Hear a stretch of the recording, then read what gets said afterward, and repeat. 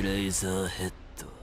Welcome back to another My Hero Academia anime vs manga video, breaking down season 7 episode 6 titled Division, sharing the same title as chapter 345 of the manga, referencing the villains all being split up within this episode. Now the episode begins with a flashback to All Might explaining the plan to Class 1A, as they plan to use Shinso and his brainwash quirk to bypass All For One's way of telling when someone is lying to him, since Shinso trained his quirk to a point where he can now make people talk under his control, and with Aoyama also joining the hero's side, it will be even easier in tricking All For One into having a false sense of security. Here we get added shots of Aoyama's parents and All For One, as well as a shot of Shinso controlling the Aoyama family via brainwash. At the hospital, we see that Monoma is with Vlad and Aizawa, where it's explained to him that he has to master Kurogiri's quirk within the next few days. Here we get an added shot of a young Monoma, as well as some added shots of Monoma the day of the war, seeing villains and heroes all coming out of portals. As all of the heroes and villains run out of the portals, this of course being a reference to Avengers Endgame's portal scene, we switch to All Might at the hospital providing comms for the heroes. The anime here doesn't show the hospital, but we also get an added scene of All For One and the League and Deku and the heroes. Shigaraki attempts to touch the ground and use decay, but his body won't let him. Dabi runs past him as he sees Endeavor and tries to instantly end the lives of the other heroes, but Shoto through a portal counters Dabi's flames with his ice as he comes through the portal to confront his brother. Now I will say the manga did make Shoto coming out of the portal feel a lot grander, as there were a lot more heroes from Class 1A coming out alongside with him, whereas in the anime the only heroes coming out with him are just Sero and Mina, though we do see them all come out of portals in a scene dedicated to the rest of the class coming out of them. All Might activates Operation Troy Temp and Trap, where a bunch of metal cages pop out underneath the villains, trapping the majority of them as Monoma opens up more portals where the cages go through, sending these trapped villains to different locations around Japan. In the shot of Deku running to push the cages through the portals, Class 1A are added into this scene with Deku. Toga, seeing Deku on the battlefield before the cage closed, tells the villains to break the cage open. As Dabi melts his cage open, he sees Shoto looking almost Endeavor-like as they both clash with each other. Here, All Might at the HQ gets added in before Dabi and Shoto clash. After their clash, Toga and Ochako get added shots as well as Shigaraki and the other heroes pushing the cages through the portals. One of the heroes pushing the cages happens to be Crust's sidekick that seemingly has a similar quirk to Crust, which there isn't much we know about this character, but this could be Crust's son or relative, as we know that Crust did die during the events of the Paranormal Liberation War arc. Continuing on, as Deku is about to help push Shigaraki's cage through a portal, he gets pulled through another portal as Bakugo and the others' portals all close once they got the cages through. Take a shot for every time I say portals in this video. Fat Gum, Aoyama, and some other heroes are left to fight the villains that weren't trapped in the cages. Monoma returns to Aizawa, and we get added shots of a screen showing the locations of where all of the villains got sent to. Here we see that All For One and Endeavor's team got sent to Gunga Villa. In the anime, Hawks is actually removed from the shot of them all entering the site, as the anime adds in a little shot of Hawks appearing behind All For One. When All For One recognizes the location, the anime adds a shot of the MLA mansion being there as a before and after shot, as well as a shot showing a different location on the map, then giving us another shot of All Might's statue in Kamino. Kamino being of course a Star Wars reference to the planet Kamino where the clones were all made. Dabi and Shoto once again stand face to face, and I will say the details in this scene are lacking compared to the manga, as there are no flames that surround Shoto's feet, plus the angle shown in the manga made this moment feel a lot more epic. After this this, we get an added scene of All Might at HQ before moving on to the sky above UA. At UA, we get an added shot of Mirko, Bakugo, and the others coming out of portals. Bakugo tells Best Jeanist that Deku isn't there, and we get shots showing the location of Okoto Island, and Deku coming through a portal where it's revealed that Toga was the one who pulled him into the portal. Froppy even gets added into the scene of Ochako asking why Deku was there, as he was supposed to be with Shigaraki. Back to UA, we get a shot of the floating UA, replacing the awesome shot of Bakugo and the others in midair after coming out of the portals. Shigaraki analyzing his situation, being the only villain there, he tells himself to not stop himself like he did earlier in the episode, where his body stopped himself from decaying everything as he was going to decay UA. When he lands and starts decaying the ground, the floor springs out of the ground, sending him flying towards the electromagnetic barrier. Best Jeanist uses his fibers to grab Shigaraki, slamming and dragging him to the ground. We get some amazing animation here as Shigaraki decays the fibers that are constantly attacking him. It's revealed here that the reason the floor sprung from the ground was due to the heroes implementing this anti-decay mechanism, where as soon as the floor is being decayed, they eject to prevent decay from spreading. Best Jeanist then tells Shigaraki that this arena will be his coffin in the sky. This is when we see the other heroes underneath UA creating and replacing the floors. The anime adds an entire scene showing Cementos and the others building the arena. In the arena, we get an extended scene of Shigaraki fighting the heroes, giving us shots of him dodging Best Jeanist's fibers, and Nejire fusing her quirk with Bakugo's explosion, firing it back at Shigaraki, and Mirko going in for a kick to Shigaraki's head. As Shigaraki tries to hit Best Jeanist with a shockwave, it's revealed that Monoma copied Aizawa's quirk and is currently erasing Shigaraki's quirks, giving the heroes the same advantage they had during the Paranormal Liberation War arc. Here we get an added shot of Deku and the other heroes gathering behind him, as Aizawa states that this was supposed to be a plan that set Deku up in the best way possible, but he isn't here. After this, we get an added scene of Mirko once again going in to fight Shigaraki. While in midair, Shigaraki turns around, revealing his arm, growing a massive amount of fingers due to him being able to control the quirk Singularity. Mirko then gets hit by all of the fingers, and we get added shots of all of the heroes' reactions. The episode ends with Shigaraki calling Aizawa a letdown. Now, this episode adapted a total of 3 chapters, them being chapter 344, 345, and 346. The war has kicked up in such a big way where I legit can't wait for the next episode. The animation was just so clean this episode, and I can't wait to see what they cook up for the later ones. Let me know your thoughts on the episode. Did they cook with these changes? Let me know everything in the comments section below. With that said, if you enjoyed the video, then be sure to Detroit smash that like button down below, and if you're new to the Kitoroki channel, then be sure to subscribe to the channel with notifications on so that you don't miss any My Hero Academia Season 7 breakdowns. With that said, I'll see you all in the next one.